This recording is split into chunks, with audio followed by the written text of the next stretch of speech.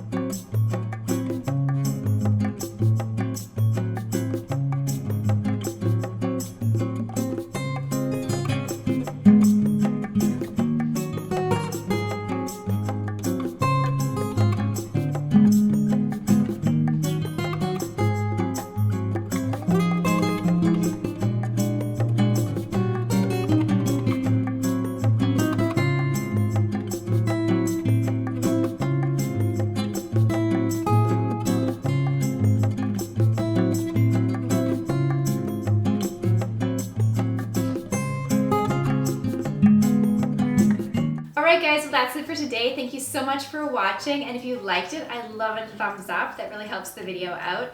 And if you haven't already, subscribed and hit that notifications bell. I do post a video here every Friday. And if you're new here, don't forget to check out in the description below. There's a link there for some free goodies I'd love to give to you. And this product will be launching in June. I think it's the 8th. And so if it's after the 8th, I'll also post a link where you can find all these characters as well. So I hope you guys have a wonderful week. Thank you so much for watching. I really appreciate you guys. Love you, and I'll see you in the next one.